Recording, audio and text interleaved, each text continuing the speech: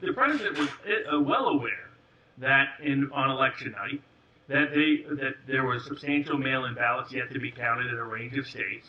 that would potentially be able to overcome his advantage,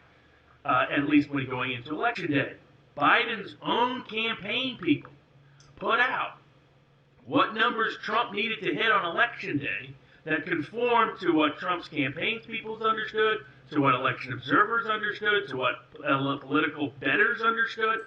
which was that Trump needed to hit certain numbers in all of these key contested states on the election day vote in order to win.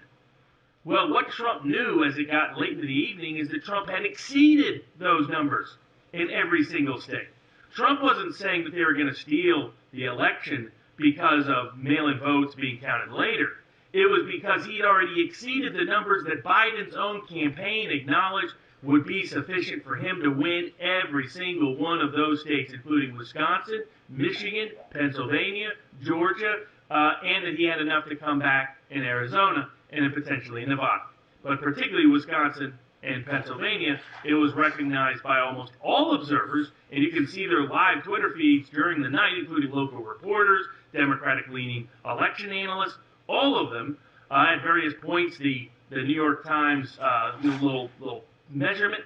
continually pointed towards Trump in all of these key states, in Georgia, Pennsylvania, and Wisconsin especially.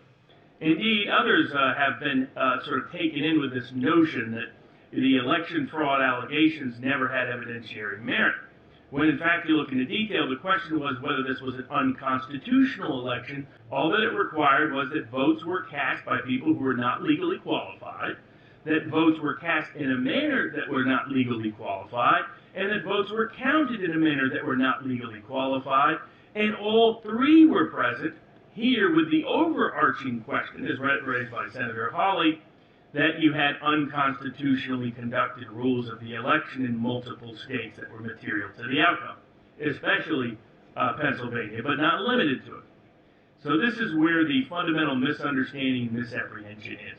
The president's concern didn't come from the existence of mail-in ballots. The president's concern came from them not announcing how many mail-in ballots they had, them changing the number of ballots that they had, them shutting down counting and restarting counting at selective times, them waiting for Democratic counties to report after Republican counties had reported, and then anomalies such as excluding party observers from the signature match process, excluding party observers from the canvassing process, excluding party observers from the counting process, all of which occurred in Georgia, Wisconsin, Michigan, and Pennsylvania.